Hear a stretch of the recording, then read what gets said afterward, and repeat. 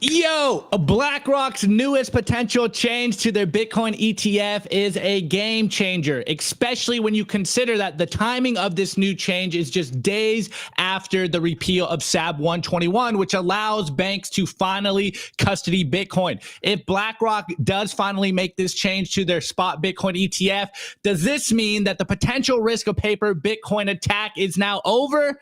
Well, it seems like BlackRock has finally bent the knee to Bitcoin's incentives, but the real question is can we all finally just trust Larry Fink and BlackRock? No, you guys already know what we say. Don't trust, verify. So interesting developments. Here we go on the show. Of course, I am not alone. I have the illustrious and beautiful Internet Sophie, aka Mrs. Nico, with me on the show. So first of all, guys, forgive me for the issues we had, but it seems like it's working. So tell me in the chat, drop me a 1 in the chat if we are live finally, and it's coming in clear and no pops. I will watch you real quick. Hopefully it's coming through. Okay.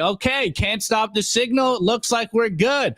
Wow, what a Monday. Anyways, enough of that. Here's the headline. Here's the big story for today. Here's the featured story for the show is NASDAQ seeks amendment to BlackRock's Bitcoin ETF for in-kind redemptions. And as a lot of Bitcoin, or rather ETF analysis, we're saying this is how the ETF should have been launched from the get-go. This is a huge development and really assuages, or rather, minimizes some of the threats that a lot of Bitcoiners have been talking about BlackRock rug pulling the ETFs, maybe a hard fork, and I'll lay all that out for you guys. But first and foremost, let's talk about the ETFs. Okay, we're getting ones in the chat, finally. All right, here we go, the article. NASDAQ has submitted a filing on behalf of asset manager BlackRock seeking a rule change to permit in-kind creation and redemption, for its spot Bitcoin exchange, or rather ETFs.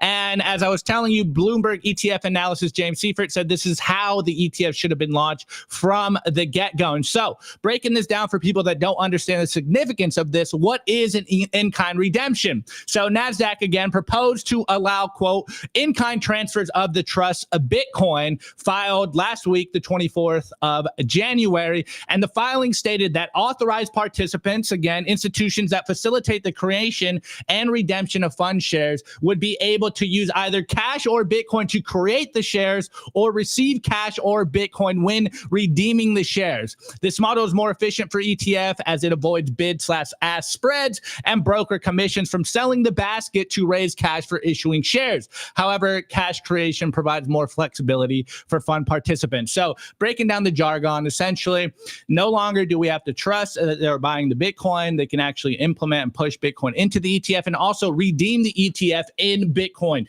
which is huge. It's going to make seeing Bitcoin on chain more transparent. And this is huge for a lot of the things that Bitcoiners were scared about.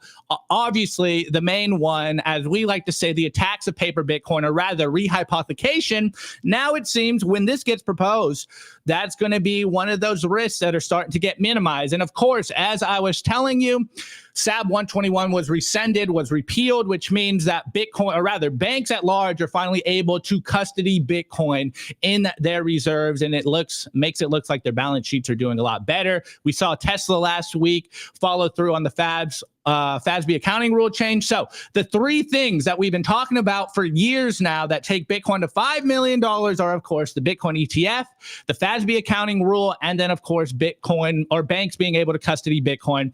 And now it looks like we are finally getting the ETF rolling. And going back into the saga on the BlackRock, obviously, a lot of people are very skeptical of BlackRock because, they have a huge history, and maybe some could say nefarious, maybe some could just say it's the incentives of the fiat system. But remember, when they dropped the ETF, they dropped, we call it their white paper, I guess.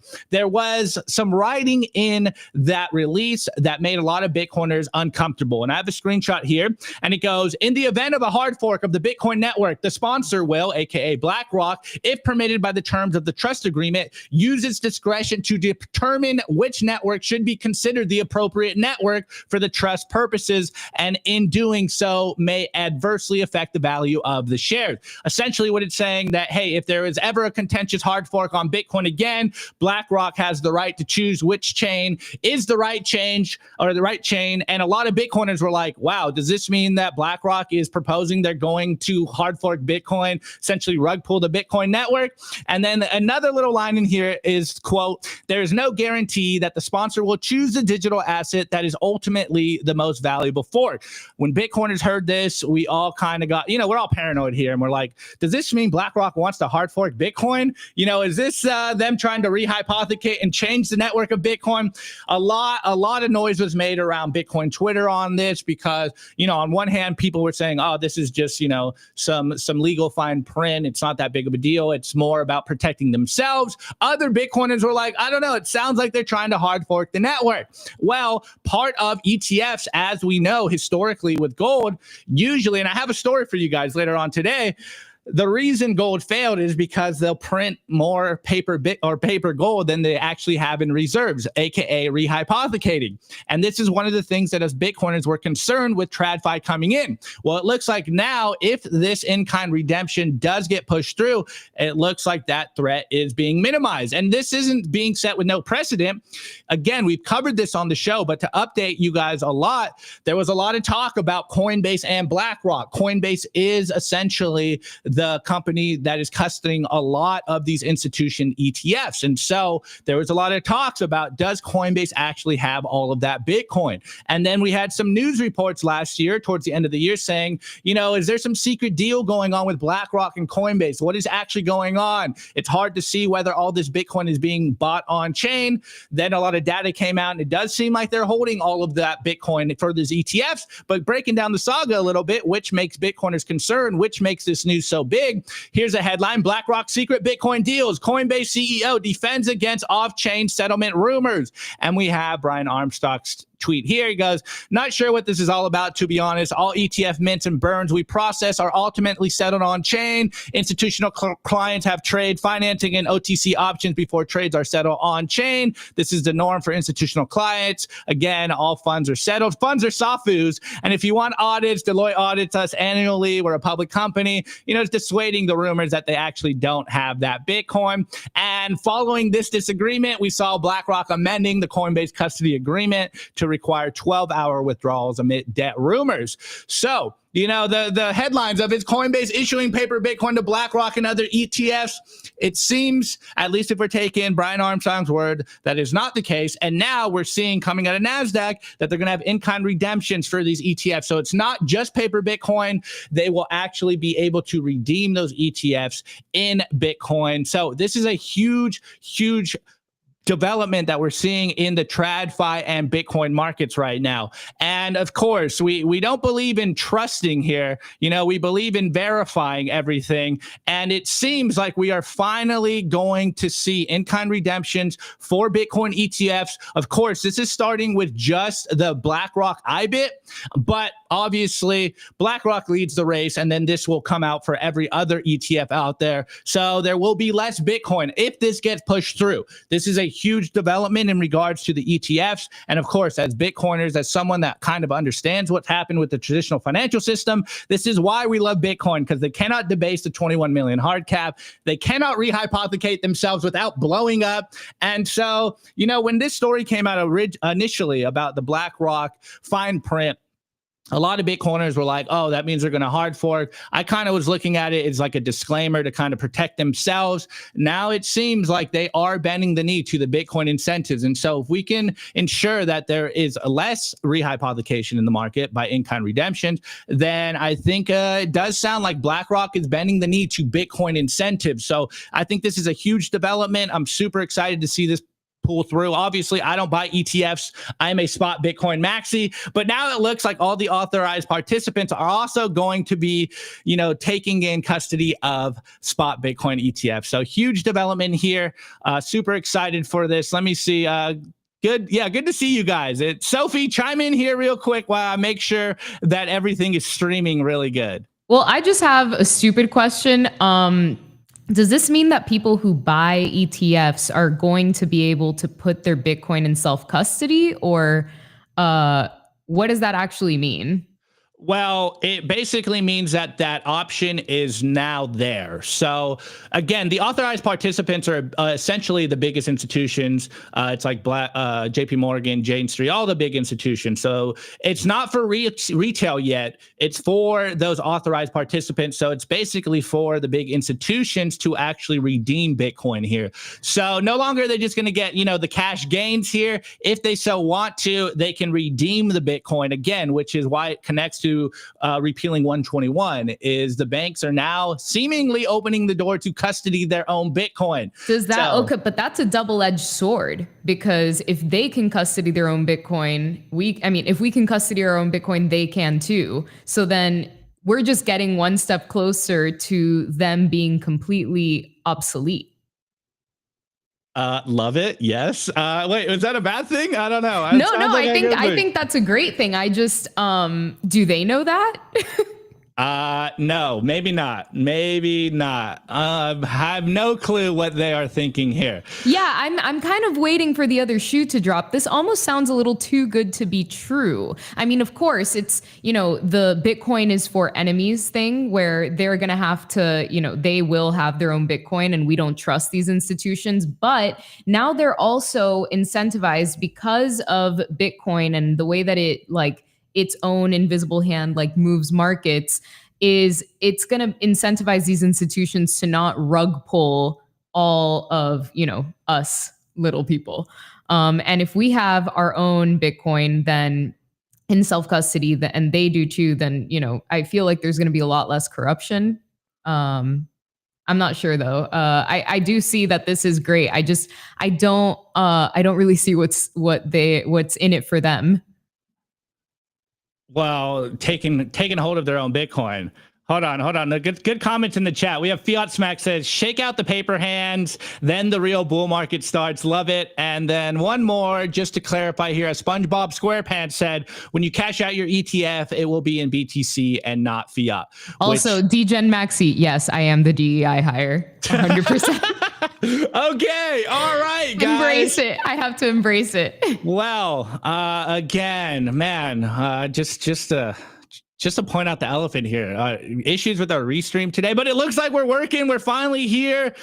What a Monday. It's always Mondays. I'm not going to lie. It always seems like Mondays are the crazy days, but let's pay the bills here and let's get the show started. We have a lot to talk about today. So if you guys been watching the Bitcoin markets, of course, you guys don't watch the Bitcoin price, wink, wink, but the Bitcoin price tanked this weekend. And we're not going to talk about the Bitcoin price tanking. We're going to talk about what is happening. And it looks like Bitcoin dominance is the highest it's been in a long time. So it looks like people are getting shaked out of the altcoins. Remember I said last year, maybe altcoin season is never coming again. And there's a lot of speculation on that happening. Also, next thing, we're going to be talking about some gold today, guys. I know this is a Bitcoin show, but gold is a hard money asset.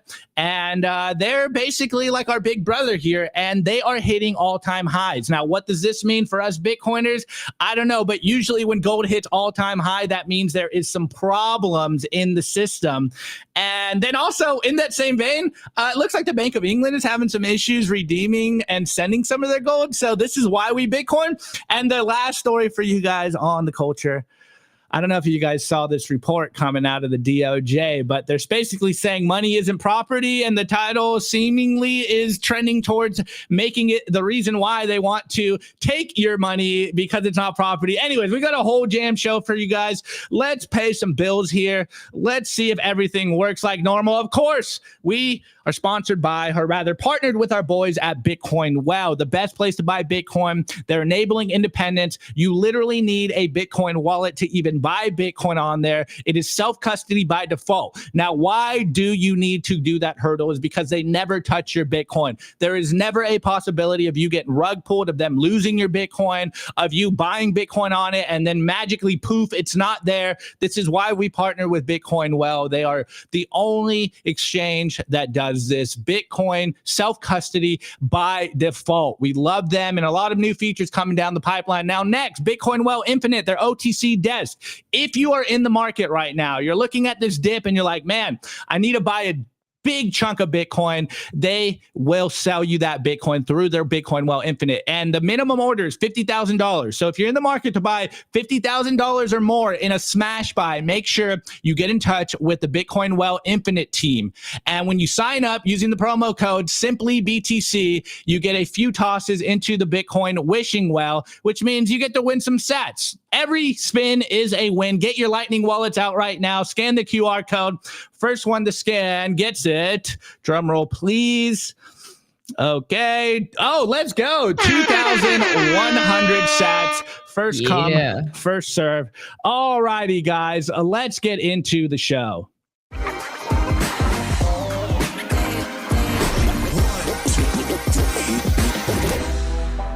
I want to tell you guys about our sponsor, Stampseed.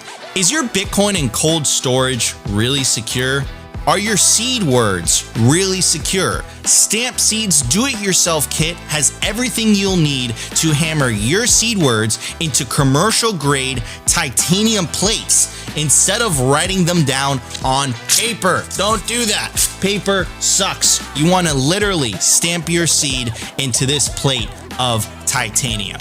Your words are actually stamped into the metal plate with this hammer. So once your words are in, they aren't going anywhere. No risk of the plate breaking apart and your pieces falling everywhere. Titanium stamp seeds will survive nearly triple the heat produced by a house fire. They are also crush-proof, waterproof, non-corrosive, and most importantly, because this is generational wealth, time-proof. All things that paper is not, allowing you to hodl your Bitcoin for the long haul. I mean, here is the plate that they crushed. They put in water, they put a blowtorch to it, and as you can see, the words have survived. Stamp your seed on Stampseed. And you can use promo code SIMPLY to get 15% off anything on their store. All right, guys, scan the QR code right here on the screen and use the promo code SIMPLY for 15% off. Make sure you put your seed phrase on something other than paper, something indestructible, so you can pass it on to your great-great-grandchildren and you don't let your dog eat your seed phrase. All right, guys, over here on Clark Moody's dashboard, going through the numbers, the Bitcoin price is currently at $99,990. We are kissing 100K again this weekend, or rather last night in the morning, or this morning rather. It was this morning. It was last night. Yeah, it was after midnight at like 1 or 2 a.m. 92K. No, it went down to 91. It was incredible. It was incredible. But we're already back at 99,000. It looks so like much FOMO. I wish I could have stacked. I should have stacked harder. It's a 10K. What's 10K? Is that Omega candle? I forget what the names are now. I think it's Omega candle or God candle. So we might get one today. I'm so used to going down to the low 90s and like just hopping back up to 100. 100K is like regular now. Who would have ever thought that? No, 100K has been normalized. We're so bored with it. Anyways, the sats per dollar, aka how much Bitcoin you can buy for a single dollar, aka what your dollar is worth in Bitcoin, is currently at a flat 1,000 sats per dollar. The block height is 882,176, and we are coming back and kissing the $2 trillion market cap. We're at 1.98 right now. The Bitcoin versus gold market cap is at 9.99%, and the total Bitcoin that will ever be issued is currently at 94.37%, roughly 19.8 million Bitcoin in circulation. You might want to get some just in case it catches on. We're going to be fighting for the last, what is it, 1.4-ish or 1.3 million Bitcoin. And the realized monetary inflation taking Bitcoin or fiat currencies to schools at 1.02%. Okay, actually, let me see this. Do I have a trading view up here? I want to show you guys the price first. We're not doing price speculations, but let's just show you today's candle and what this means. So if you can see it here, guys, look at this candle. Look at this wick. We're not doing TA, guys, but you can see last night the Bitcoin price is dumped. It's kind of been dumping the last couple of days. There's been a lot of talks of maybe this is because of the Trump tariffs, and that's why the market's responding so strongly against it. But hey, Bitcoin is resilient, and it bounced back literally before the show even started. But that's not what I want to talk about.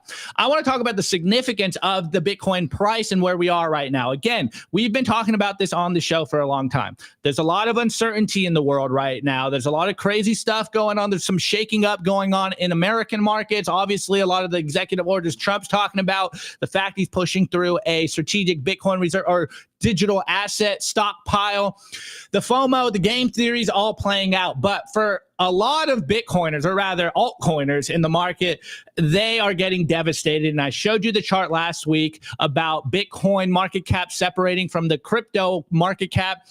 And, you know, a lot of Bitcoiners were speculating. We're wondering, does that mean altcoin season is over? Obviously, I don't think gambling's ever going away, but we are seeing here, and this is why I have this chart right now. This is the market cap BTC dominance. It is at essentially the highest it's been in 4 years. You know, what's this lowest here? We'll go here since 2021. Yeah.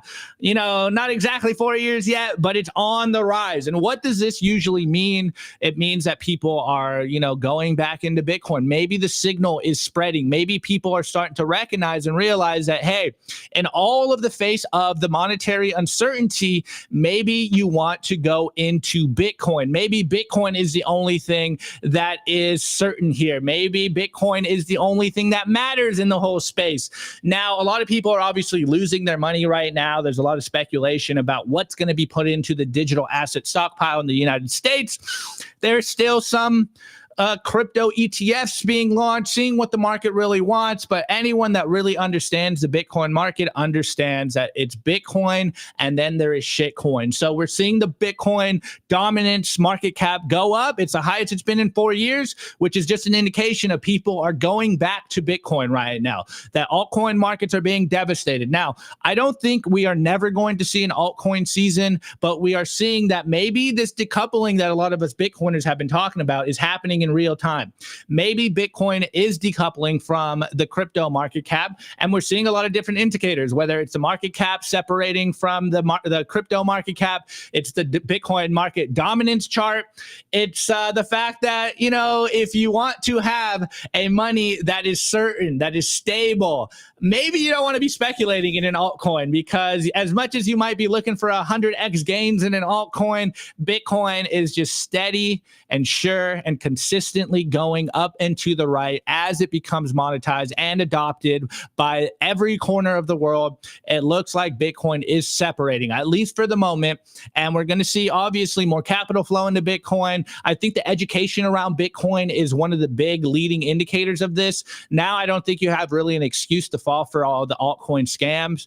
There's really good education in Bitcoin now, which is, you know, speeding up people's learning curves here. I think everybody knows that altcoins are kind of like the most risky thing that you can do. And, you know, there is Bitcoin, there's everything else. Everything else could be considered a shitcoin. So I think people are waking up to the fact that they're not going to be able to take their shiny rocks and move them over to another country if they choose to. But with just a couple of words in your head, you can leave and take your wealth wherever you want.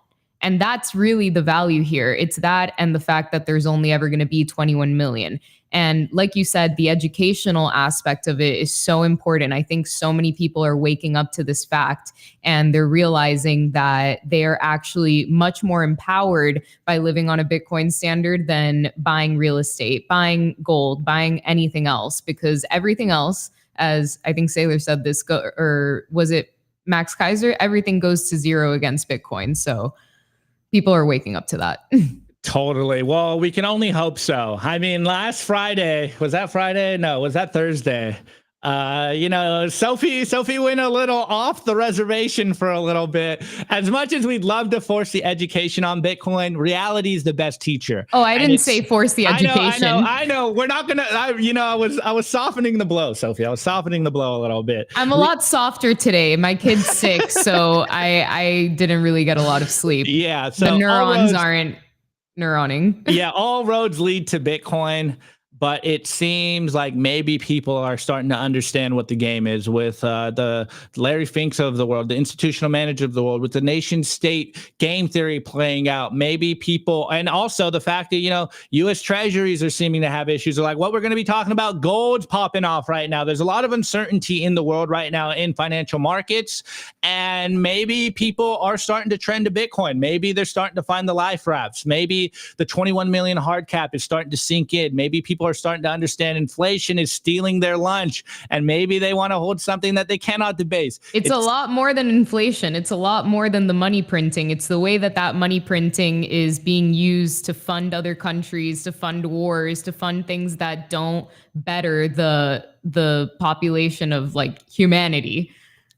Let's go. All right, guys. Well, before I get to the news, smash the like button, comment on the show, subscribe. Share this video with your friends. Look, I know you guys yell at us about, you know, begging for likes and subscribe. It works on YouTube. And today we need the help considering we had some issues with our streaming software, but show goes on. We got it going for you guys. So on that note, let's get into the news.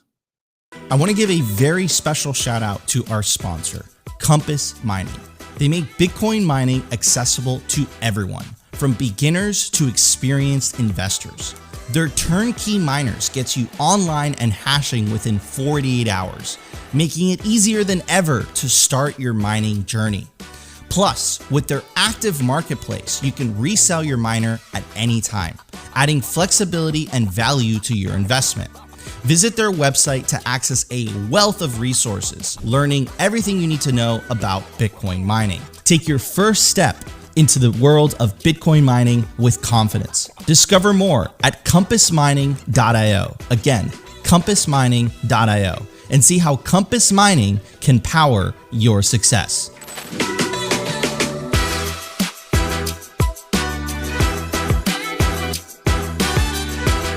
I want to give a shout out to our sponsor, Foundation. It's self-custody done right. They built a premium grade hardware wallet called Passport right here in the US, and it integrates seamlessly with their free app called Envoy. Passport is fully open source and verifiable. It's the most intuitive Bitcoin wallet design with a UX reminiscent of a classic feature phone, so you'll know how to navigate it and use it the moment you pick it up. It's also air-gapped, meaning Bitcoin stays offline, never touching an internet connection. It's Bitcoin only, open source verifiable, air-gap security model, gorgeous design craft, premium grade materials. Get your Bitcoin off exchanges and into your own hands in just a few minutes with Passport at foundation.xyz/simply. Get peace of mind. Let's go. Hold on. This new software. If you guys have your Bitcoin on an exchange still, what are you doing? You need to get yourself a Passport by Foundation. It is grandma friendly, completely free and open source. Free as in, you know, not free in price, but free as in other people can look at the software. It is beautiful. You guys need to scan the QR code, use the promo code SIMPLY, get your whole family one of these. They're simply the best. Okay. All right, here we go. I have for you guys an interesting saga here. So of course we are called Simply Bitcoin, but in a lot of markets, you know, you got to understand that gold is essentially our big brother here. Yeah, exactly. Boo, As much as we kind of talk crap to the gold bugs out there, they were right to some extent. They were right in the hard money game, but now we have something better, superior technology, which is obviously Bitcoin. And we all know the meme now, and I'm sure if you're new, if you're old, we've all heard the meme 1,000 times. Bitcoin is digital gold. Now, what does that meme even mean? It means that when there is fear and uncertainty in the traditional financial system, people seemingly go to hard monies. They go to precious metals, aka gold. Now, when gold starts to make incredible moves, it usually starts to say that there's something in the traditional financial system that you should be taking or paying attention to. And we're seeing this play out right now.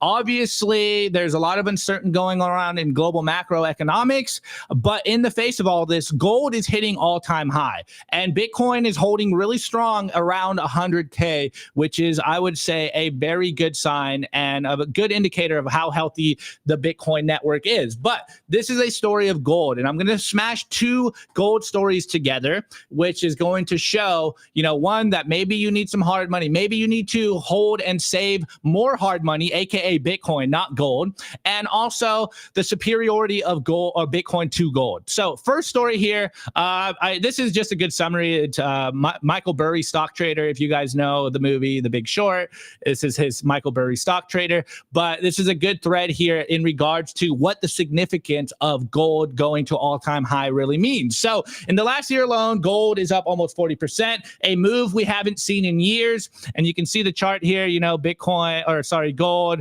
it's almost looking like a Bitcoin chart here, though. We're not going to look at it previously, because it's technically, when you kind of count for inflation and the money printing, it's pretty much sideways. But chart looks good. Chart is gold at all-time high. Now, here's the point of this. And again, great summary here by Michael Burry, stock tracker. And he goes, there are three specific time periods in which gold saw incredible gains. 1979 to 1980, there was geopolitical tensions. Gold gained nearly at plus 300%. 2007 to 2011, again, the great financial crisis. The 2008 financial crisis triggered a massive rally from roughly $650 an ounce in mid-2007 to over $1,900 an ounce in September 2011, and then 2019 and 2020 during the shutdown of the world, the thing that we can't talk about, and it drove prices from $1,500 in mid 2019 to $2,075 in August 2020. Now, what do all of these things have in common? It's that all of these periods were driven by one thing: fear. The fear of unknown causes, market panic, which in turn causes investors to sell risky assets for traditionally known safer ones, which again, in the face of all the crazy things we've seen in the world right now, and the fact Bitcoin is still roughly at 100K right now, even though there is the narrative that Bitcoin is a risky asset, it's holding its price really strong. Even though gold is pumping right now, I think Bitcoin will follow suit very clearly. And then he just goes, think about this: if you owned a home, car, gold, bond, stocks, fine art, or crypto, or Bitcoin, and you were forced to sell one out of fear of market panic, what would it be? It would most likely be Bitcoin, because it is stable, it is liquid, it's the quickest thing to sell, it's the most saleable good in the world currently. And now that's what's causing the period of gold growth?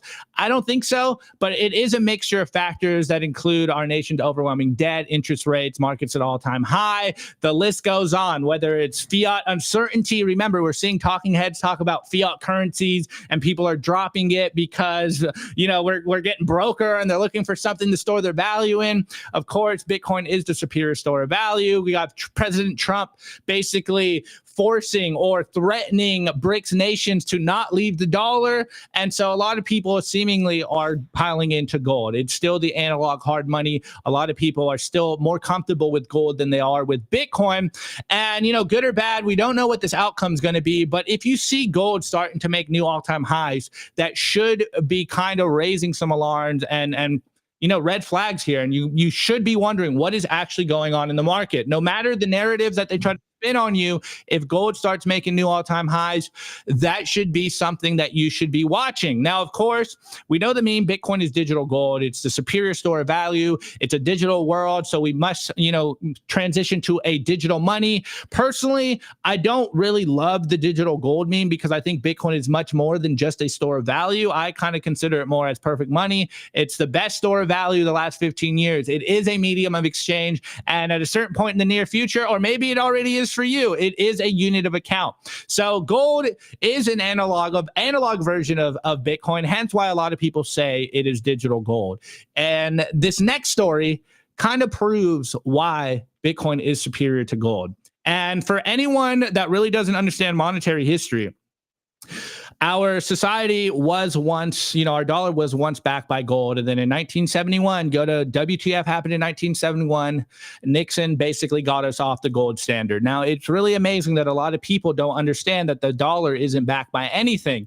Now, all of this mechanisms kind of played out because of one simple thing. It's because gold is really hard to store and transfer. Not too hard, obviously, because it's been done. But if you store your gold in a vault or with a, back in the day, a blacksmith, a goldsmith, there is the temptation to issue more paper gold than the gold actually in the vaults. And this is what got us to the system we are on right now, which is the fiat system, where our money is literally printed out of thin air because there's nothing pegging it to reality. This is why they can print unlimited amounts of money. But this isn't a story about WTF happened in 1971. This is a new story about the complexities of storing gold and going back to the beginning, the issues and the attack vectors of paper Bitcoin or paper gold through the ETFs. It's a story about rehypothecation. Now, I'm not saying that the rehypothecation is happening, but again, when there is smoke, there is fire. And there was an article coming through the Financial Times, and here we have a screenshot of it. But essentially, the TLDR is that the Bank of England's vault, there is now a really long wait to withdraw your gold bullion stored in the Bank of England's vault. Sounds like they're getting rugged. Sounds like they might not have all the gold they claim to do. They might be issuing more paper gold than they actually have in the vault, which is something we constantly talk about here, which is directly leading to why Bitcoin is superior to gold, because it's all on chain. BlackRock saw what was happening at the Bank of England, and they were like, okay, wait, Sophie saying conspiracy theories here. Conspiracy theories here. But anyways, we've seen that the withdrawal limit has raised from a few days to between 4 or 8 weeks. Now, there is also a lot of talk about, it takes forever to custody or settle your Bitcoin. It's so expensive to settle your Bitcoin. Like, it's never going to work in the modern world. Well, Bitcoin settled in 10 to an hour, depending on, fees and how much transactions are in the mempool. But I don't know, 10 minutes to an hour sounds better than a few days or 4 to 8 weeks. You're literally going to have to wait up to 2 months to get your gold if you're trying to claim that gold from the Bank of England. And here's a quote. We go, people can't get their hands on gold because so much has been shipped to New York and the rest is stuck in the queue. The liquidity in the London market has been diminished, and the Bank of England declined to comment. Now, Yahoo Finance dropped a similar story in regards to this gold. They are spinning it a little different. So this is the headline. Traders are moving so much gold from the Bank of England to the U.S. to avoid Trump tariffs that the waiting time has reportedly octupled. So again, I don't know. When I hear this stuff, it makes me think that they don't have the gold. We've talked about this on the show before. Opti, they don't have the gold. They don't have the gold, my bro. Like, we're speculating here, but we have speculated on what is important. It's almost as if we can't verify if they have the gold. Wow. I wonder what asset you can verify that is all there. It's crazy.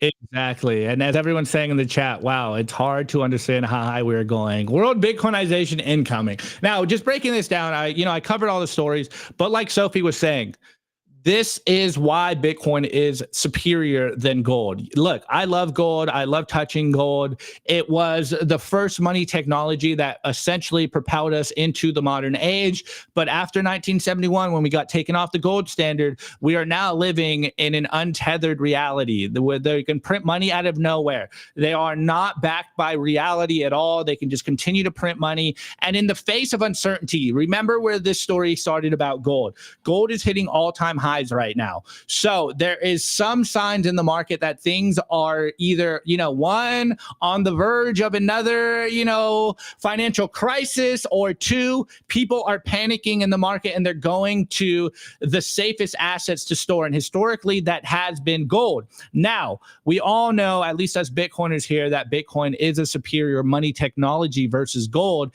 And this is one of the very reasons, because it does cost so little for you to take custody of your own Bitcoin. All you need to do is, you buy yourself a wallet like the Passport by Foundation.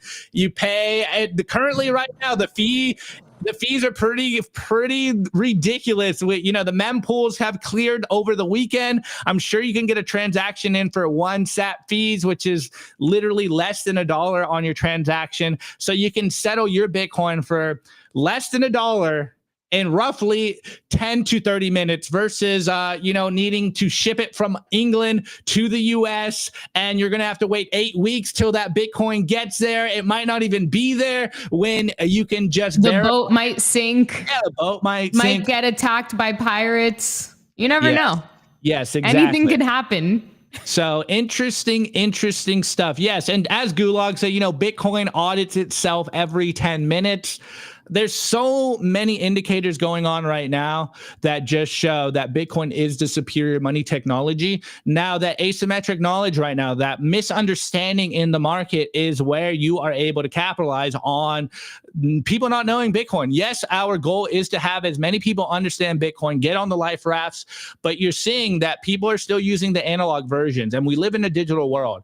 And as much as I love gold, I don't believe we will go back to a gold standard. It doesn't work in the modern world, especially when you have competition from a younger, better, sleeker technology that is Bitcoin. Of course, hard capped at 21 million. We don't even know how much gold there is on planet Earth already mined, let alone what is mined. And then, of course, the settlement times of Bitcoin is far superior than gold. And these are a lot of the reasons, the fundamentals that we believe gold will overtake gold's market cap. Now, gold is obviously pumping right now. I'm sure my dad, who's kind of a gold bug, is pretty hyped. I'm surprised I haven't gotten the, hey, gold hit all-time high yet, but he does text me like, yo, Bitcoin's doing really well right now. And I'm like, yeah, I think it's going to be a big year. But this stuff, personally, are the things when I look at traditional financial markets, these are the confirmations that I know Bitcoin is going to win. It's the superior money technology. And if gold starts pumping, hitting new all-time highs, I think it's only a matter of time until Bitcoin does as well. But also the fact that we're holding pretty steady around 100K, I think this is really setting up for an incredible end of the year. Anyways, Sophie, I've ranted enough. Chime in here. What is your thoughts on the gold saga that we're seeing right now? Well, Briggs just hit the nail on the head. I think gold is old, and part of that is the reason that gold is so relevant, and it's been such an incredible, long store of value for people. But at the same time, the internet changed everything. And I think that with that, Bitcoin is going to be the new quote unquote gold. That's why they call it the digital gold. Also, I think the reason that gold is going up is because, let's be so real right now, it's because of Donald Trump and all of the changes that he's implemented in only 14 days, guys. Every single thing that he's done, it's been aggressive, it's been risky, but it has favored the United States. So you're seeing this up and down volatility. Yesterday, Bitcoin was at $91,000, and today it's back at 100K. We are experiencing volatility in our culture, in our politics, and obviously Bitcoin is reflecting that. And so people who, might not understand Bitcoin, they're going to buy gold because to them it's more stable. And I think that that's fundamentally why it's gone up. It's no other reason. But people our age, I don't know one single young person that actually owns gold. They might own paper gold, but physical gold. I think a lot of people our age are actually more likely to buy Bitcoin. And so as time progresses, we're just going to see the price go up because people are going to start to realize that Bitcoin is easier to self-custody. Bitcoin has been going up way more. And in the moment of crisis, you're not going to be able to just take your gold and run, but you are going to be able to take your Bitcoin anywhere you want. 100%. Couldn't agree more. Wow. All right, we do have a culture story, but the chat's cooking Nico right now. This is funny. Chat. All right, chat. Okay, chat. Chill out. When he's back tomorrow, they're all gonna come see him. So okay, that's all cap. All right, wait. As I transition into the culture, we have an interesting story for you guys. One in the chat if you think, or one in the chat if you want Nico back tomorrow, or two in the chat if you want Sophie back tomorrow. Okay, let's go. Let's get into today's culture. I want to give a shout out to our sponsor, HIVE Digital Technologies. As the first ever public miner, HIVE's been battle tested through every possible market. And as the first with an AI strategy, HIVE continues to redefine the future of sustainable energy. Also, gotta casually drop this in here, HIVE consistently tops the industry in Bitcoin mined per exahash. They're lean and mean, they're green and clean, and they're changing the game. Learn more by following them at HIVE Digital Tech or check out their website, hivedigitaltech.com.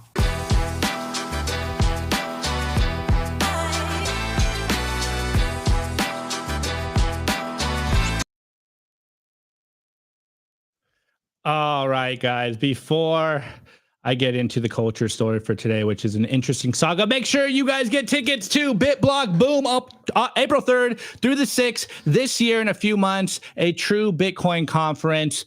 This is in Dallas, Texas. This is basically our home conference. We love Gary and the whole BitBlockBoom team. It is awesome. Get yourself in Texas, go get some good barbecue, go hang out in the infamous LobbyCon. This is a small Bitcoin conference where you can hang out with all your favorite Bitcoiners. The whole Simply Bitcoin team will be there. But also, hey, if you don't buy a ticket, we will be streaming this live, but make sure you get in person. Come show us some love. Come hang out with all the awesome Bitcoiners in Dallas, Texas. Can confirm, guys, it's an amazing conference. I love this conference. It's so fun. Totally. Okay, so Sophie did send this to me on Friday or Saturday or whenever. Can you believe Friday. it? Yeah. So, I knew she was going to come on. We figured out that Nico wasn't going to come on. I'm like, hey, if you see something, let's talk about it. And this, I don't know if you guys caught this on Twitter, but this is a crazy news story. So the headline here, I'm on reason.com, and the headline, and this is in, the subject tag property rights. This headline is absolute madness. By the way, this isn't new. This isn't new. It's absolutely madness. Anyways, the title is, "The government says money isn't property, so it can take yours." Absolutely insane. So in a jaw-dropping argument, the Department of Justice claims seizing $50,000 from a small business doesn't violate property rights because money isn't property. Interesting take here. And so we go in here. This is a new one. The U.S. Department of Justice argued that confiscating $50,000 from a small business does not infringe the business's right to private property because money is not property. Money is not necessarily property for constitutional purposes, the government's brief declared, putting the very idea of property in square quotes. Reading at my desk, I practically fell out of my chair. The DOJ gave three rationales for the argument, all packed into a doorstopper of a footnote. 1, the government creates money, so you can't own it. 2, the government can tax their money, so you don't own it. And 3, the Constitution allows the government to spend money for the, quote, general welfare. And of course, it jokes and says if a libertarian were to ask a satire of the government's lawyer brief, this is what they might come up here. But here it was in black and white. So whose money specifically the government was saying wasn't property? It was a small business called Chuck Sane, the owner of CS Lawn and Landscaping. Now, of course, they can say whatever they want to try to confiscate, asset forfeiture, all that stuff. But the fact that they're doubling down on this idea that, hey, we create the money, we issue the money, that means it's not your money. I don't know, puts a lot of the things Bitcoiners have been saying to a glaring light. This is the stuff they're front running us. This is just the government front running Bitcoiners so that we don't say what money actually is. Yep. Money is speech. Money is intellectual property. Money is personal value. It's the value that you bring onto society. And if the government is going to say that money isn't property, then that means that they believe in slavery. Because if money can't be the individuals, if money can't be the property of the person who produces the value, which is backing up the value of money, then that means that the 13th Amendment, which prohibits slavery, is just an illusion because we're all working for free. We're all working for the government. And on that note, abolish the IRS and abolish taxes. Sophie for president. Let's go. Let Sophie cook. All right. Now, of course, we got to get a couple influential Bitcoiners take on this. We have Parker Lewis. I'm sure you guys are familiar with Parker Lewis. He wrote the Gray Gradually Then Suddenly series, where he really breaks down a lot of these really horrible takes and FUD lines and perspectives on Bitcoin. And here his quick tweet. And he goes, the federal government, the DOJ, has now argued that money is not property, so they can seize it without due process. This is why you hold your own keys to Bitcoin, and any custodian in such a scenario would freeze your Bitcoin with a click of the button. And this is just a lawn care business. So, as Francis says here, you missed the memo, Parker. Money is actually a shared hallucination. It doesn't really exist. And really, the interesting part here, like Sophie was saying, the fact that they are saying, hey, we create money. we issue it out of thin air. We are the, sole arbiters of money. Therefore, hey, we can do whatever we want with money. I don't know about you, but this makes me want to buy more Bitcoin. Not only can they not debase their Bitcoin, they can't create more Bitcoin, but they can't confiscate it like dollars. And also, we've been saying this for a long time on the show, this idea of there's Bitcoin and there's slavery. There's Bitcoin and And as you can see, fiat money is already digital, which means they can basically shut you off at will, debank you, shut off the money in your bank. And if you put dollars into a bank account, you have to remember it is not your money anymore. You lend that money out to a bank. And this is why we are Bitcoiners in the first place. This is why we constantly tell you guys, do not leave Bitcoin on exchanges. Make sure you take Bitcoin into your own custody on a hardware wallet or even a phone. Anything is better than letting people or the DOJ be able to confiscate your wealth. And this is why I think we've been talking about this for a long time, but the sovereign individual is playing out right now. As the powers that be start to lose control on money, they're going to try to clamp down on fiat money on your personal bank accounts. And that very action is going to accelerate the adoption of Bitcoin, because now people are going to finally see the need for Bitcoin. As we've said a long time ago, and for many times on the show, the adoption of Bitcoin is not it's not an option. It's a necessity. You will need to adopt Bitcoin. You will be forced to adopt Bitcoin either via government overstep or because of the financial system potentially imploding, but you don't have to wait until that moment. You can get on the life raft today. But they are saying the quiet parts out loud constantly, whether it's gold not being able to be retained by the Bank of England, or whether it's this idea that, hey, we create the money, we issue the money, therefore we are, the real owners of that money. If you put your money in a bank, hey, it's not your money anymore. We can do whatever we want with it. And it's like, this is the very need for Bitcoin. This is why we are Bitcoiners. This is why we constantly come out here and try to show different ways for you guys to understand what the stakes are at hand. And this is why you probably don't have enough Bitcoin. You probably need to buy more Bitcoin, save more Bitcoin, take it into custody. And again, if you have Bitcoin on an exchange, not your keys, not your Bitcoin. These are the things that would really make me paranoid and scared if I wasn't already holding my own keys. Like, these are the stuff that your nightmares are made of. But it looks like we are kind of going down this dystopian path. We're seeing currency wars play out right now. Trump's been threatening these tariffs. He pulled back a little bit on some of them. He's implementing more, and you're seeing he's threatening BRICS nations from moving away from the dollar. So as we move further into this decade, I think we're going to see increased currency wars right now, and you want to protect yourself by buying Bitcoin. Yes, you can buy some gold, leave it under your mattress if you want, buy little chunks of gold, but we think Bitcoin is the superior money technology. Now, this is the theme of today's show, is that taking control of your Bitcoin is the revolution.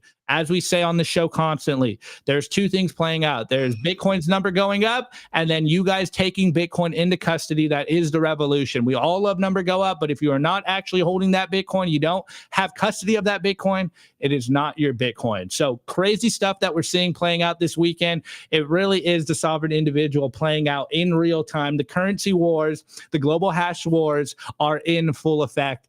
All right, Sophie, I've ranted enough. I think just to add on to your point, I think also putting that Bitcoin to good use. Bitcoin incentivizes people to spend on things that actually matter. And I think that in these uncertain times, in these times where, there's a lot of turmoil, people aren't going to spend their Bitcoin on just anything. I think Bitcoin incentivizes people to grow their own food, buy their own land, become an actual sovereign individual. That's what Bitcoin enables people to do. It enables them to start families and to not rely on the government so that they can actually live a life that isn't ruled by commercialism or consumerism.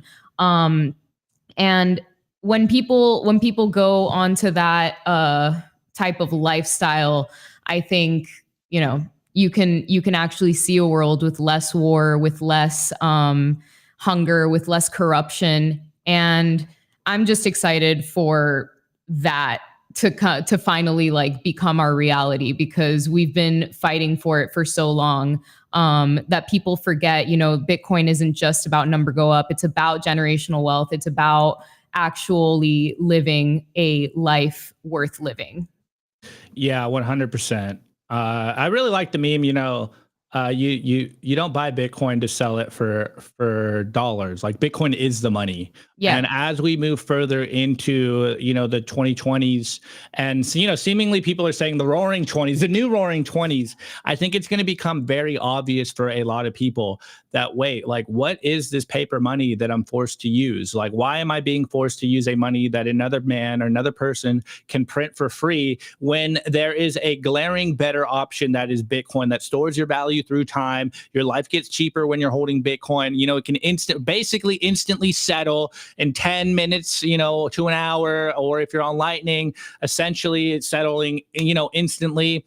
Or, you can go backwards and you can use the analog representations of Bitcoin, which is gold.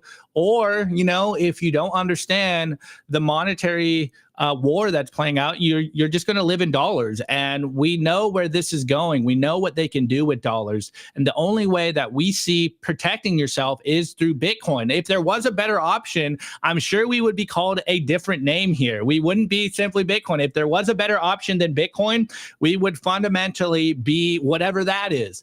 But the best option for everyone out there, for your friends and your family, is to hold Bitcoin. Now, obviously, Bitcoin has a lot of fundamentals that it's not about us, doom scrolling or fear mongering on the show. It's just to explain and show you guys what is going on, what the potential threat vectors are, and how to protect yourself. And it's very simple. Make sure you save some of your incoming, money, your paychecks into Bitcoin, live below your means, take that Bitcoin into custody. It's not just enough to get Bitcoin price exposure. You need to custody your own Bitcoin. You need to be able to send the Bitcoin yourself. It's about making sacrifices now and going through the quote unquote inconvenience so that you can opt out of not just all of the, you have to opt out of the convenience in order to be able to opt out of the evil rat race that they have us captured in. So I know that everyone eventually is going to get on board, and greed is going to be the ultimate motivator. But when they see the results of the sacrifice and going down the Bitcoin standard, everybody's going to be on board, and hyper Bitcoinization will take place. It's happening in real time. It's almost like the Bitcoiners were right. It's almost like when you understand Bitcoin, you're able to predict the future a little bit. Even if you have a 45 IQ like I do, you're still able to see the world a little clearly than all the people with, really warm PhDs out there and, the accolades. It seems like if you readjust your monetary theory to Bitcoin and how Bitcoin works, it's almost like it aligns better with reality and you live a better life, which is all we really care about, is living a better life. Sounds like it. Interesting times. As Bitcoiners continue to win, if you're still on the fiat Titanic, you may be going down with the ship. So protect yourself. Protect yourself now. Protect yourself. Not the black pill. It's actually too early in the week. It's a white pill. It's an orange pill. It's an orange pill. Just save in Bitcoin. Make sure your friends and family are also saving in Bitcoin. Continue to try to educate. Force them. No. I'm kidding. My goodness. All right, guys. Well, the show is a little shorter than usual today because, I literally did the show 3 times today. We had some issues with our restream. So thank you so much to every single one of you guys that hung out with us again. I know this is later than our usual start time, like way later than our usual start time. I did say we were going to be late, though. Yeah. So again, thank you guys so much for bearing with us. We had some streaming complications with our software. I think it seems like we figured it out. So we'll be back live tomorrow at 12:30 or 12:25 p.m. Eastern. Wait, no, 12:15 p.m. 12:25. You already know. We're a little later than usual. Allegedly 12:15 p.m. Eastern time. It seems like everything's worked out. Nico is coming back from El Salvador literally as we speak. He's getting on the plane. So we'll be back to our normally scheduled programming here at Simply Bitcoin. But on that note, Sophie, thank you so much for hosting with us. It looks like the chat loves you more than Nico. So we might just have to, we're going to boot Nico off. It's going to be the Opti and Sophie show. No, I'm just teasing. We need Nico. So Sophie, thank you so much. Thank you guys. Thank you. Bye. All right, guys. What a day. What a Monday. Seems to happen always on Monday. But on that note, guys, on your way out, don't forget to smash the like button. Comment on the show for us, please. And of course, hit the subscribe button if you think we're providing value for you guys, whether it's education, whether it's laughs. We absolutely love you guys. We will see you tomorrow. On that note, I've been your host, Opti, and I'll see you on tomorrow's show. Peace out. Today's episode was brought to you by BitcoinWell.com, a Bitcoin-only platform on a mission to enable financial independence.